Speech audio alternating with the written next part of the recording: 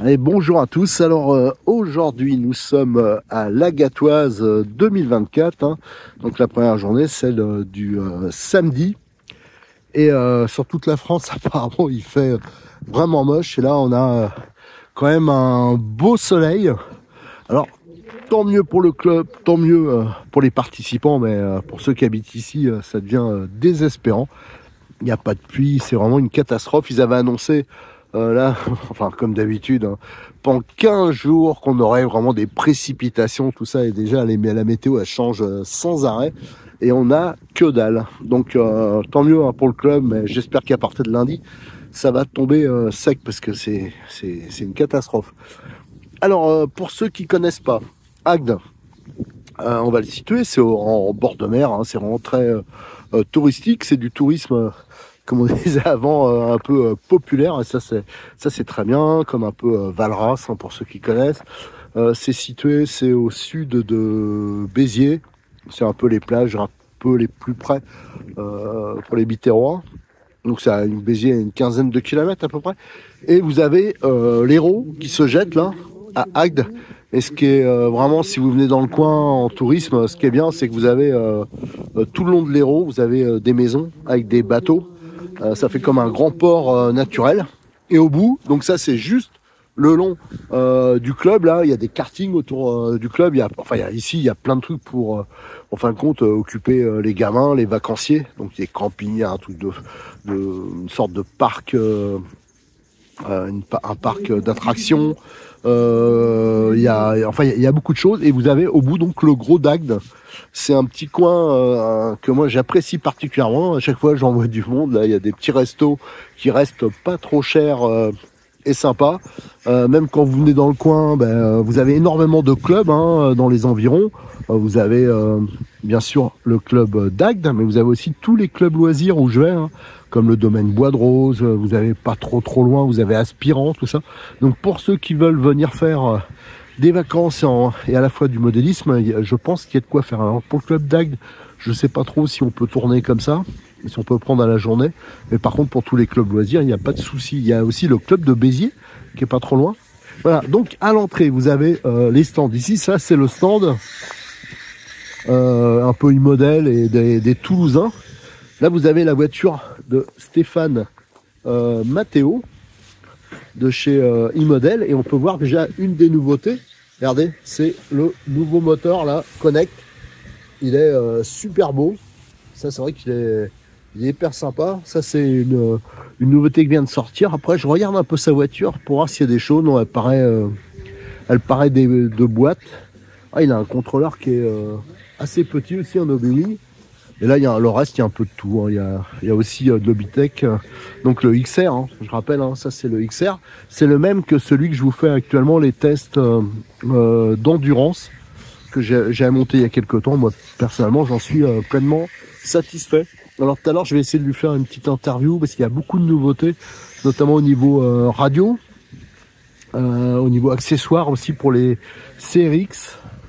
Beaucoup de choses aussi pour les GT16 hein, de chez Funtech. Là ils ont sorti plein d'options. Alors ça je verrai avec Cyril de Modis 34 hein, qui me passe, que je puisse vous faire ces présentations là. Alors là vous avez un magasin qui est présent, c'est MM Racing.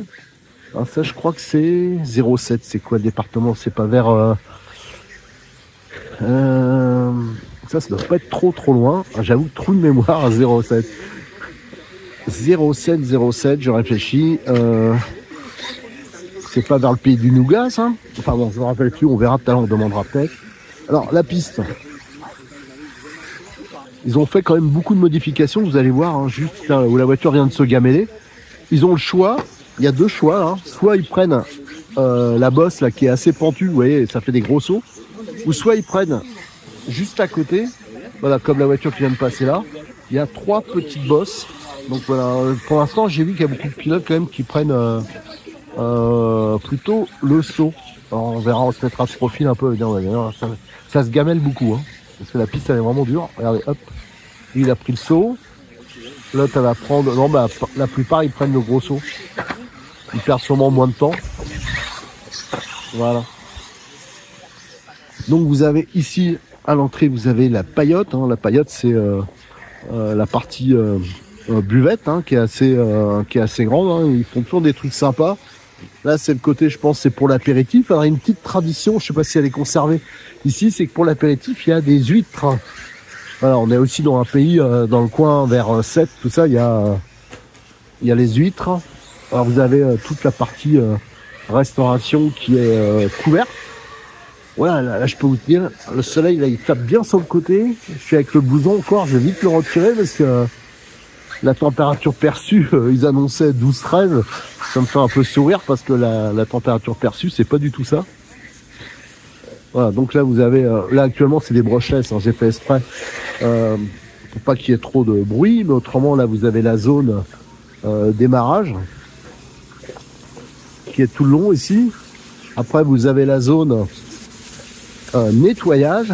Alors au niveau des pilotes, j'ai pas trop regardé pour l'instant, mais vous avez des anciens comme Nicolas Rodriguez, j'ai même vu le champion automobile échelle 1 Alexandre Teuil qui serait inscrit, j'ai vu en brochet je pense Noah, donc Renaud Savaillage j'ai déjà dit, enfin bon il y a pas mal de bons pilotes et il faut savoir que les locaux ils se déplacent pas beaucoup, mais par contre il y a du bon niveau aussi. Allez, on continue le tour. Alors là, on a donc les stands, hein, qui sont bien pleins. C'est une course, hein, à peine qu'ils ouvrent les inscriptions, c'est déjà rempli. Faut se battre pour venir. Il y a quand même pas mal d'anciens. Il y a tout, hein, il y a un mélange de pilotes un peu débutants, mais il y a quand même, bon là, je vais pas dire que la moyenne d'âge est élevée, mais un peu quand même, hein, comme malheureusement en RC, hein, c'est vrai que je pense que la moyenne d'âge elle se rapproche plus des 40 ans. C'est notre destin. Alors donc il y a un peu de tout, hein, en bagnole. Alors le club c'est beaucoup de pioches ici, il y a un nid, parce qu'autrement dans la ligue c'est beaucoup de X-Ray, hein. Ça joue beaucoup sur l'influence en fin de compte des distributeurs. Donc vous avez ici le parking. Alors ce parking il a une particularité, c'est que tout autour vous avez une piste crawler. Alors le parking il serait trop petit, hein, pour les pilotes. Alors à côté de le côté là-bas il y a un circuit kart cross et ils prêtent en fin de compte leur parking. Donc ça permet à tout le monde de se garer. Alors c'est entouré de circuits. Alors vous avez un grand circuit karting, un peu plus petit. Enfin il y a tout pour le loisir ici. Et ici vous avez donc la piste, enfin le développement crawler, hein, tout le long là. Alors j'ai l'impression qu'il n'a pas été utilisé peut-être depuis un moment, mais qui est vraiment hyper sympa, quoi. Ils ont fait quelque chose d'extraordinaire. Tout ça c'est en artificiel. Alors d'habitude, souvent, il y a une démonstration en même temps de crawler, mais là ça semble pas être le cas. Et j'ai l'impression que le circuit crawler, ça fait un moment qu'il n'a pas été utilisé. Parce que souvent il y a tout le temps une cascade, une retenue d'eau. Et là c'est, regardez, il y a pas le petit portillon. Et vous avez tout ça. Enfin, tout ça c'est pour du crawler, hein. C'est vraiment très grand, hein. Ça monte derrière ici le long du grillage. Et ici normalement ici c'est rempli d'eau avec une cascade. Voilà. Donc pour les amateurs de crawler, ouais, ça passe même en dessous. Enfin, vous imaginez le taf là-bas, il y a une sorte de garage. Le taf qu'ils ont fait pour construire tout ça, mais visiblement, j'ai l'impression que ça fait un moment que rien n'a tourné dessus. Vous voyez, ça, là, ça s'est même bouché, mais normalement ça remonte ici. Voilà. Donc j'espère que c'est pas à l'abandon. Voilà ce que je voulais vous montrer, hein. C'était un tour des stands. Pour le reste, je vous ferai des extraits de vidéos que je vous mettrai à la suite, hein, de ce tour des stands. Allez, si je vous fais pas de conclusion, je vous remercie de voir nos vidéos et n'hésitez pas à les liker, à les partager et à vous abonner. Et bien sûr, hein, toutes les photos que je vais faire ce week-end, hein, ça sera disponible sur le forum de rcmac.com.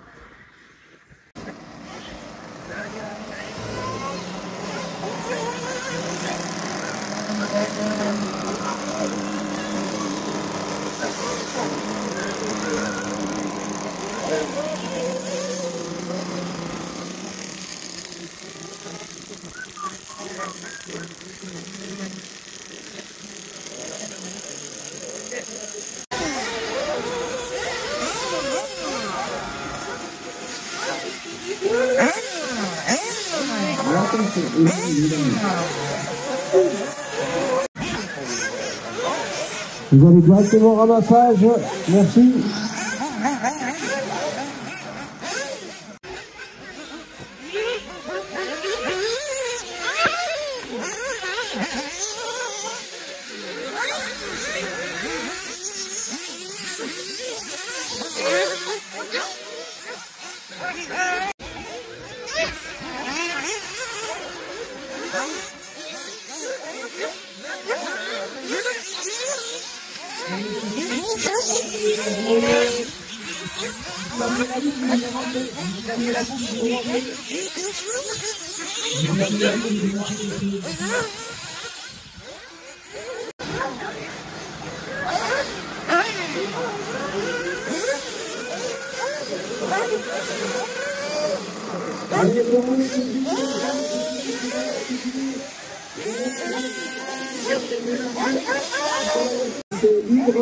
Le J-League.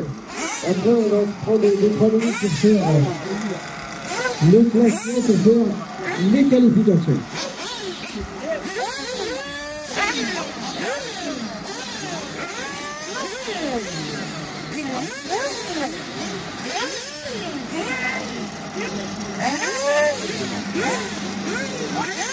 Allez, Manu, c'est parti, c'est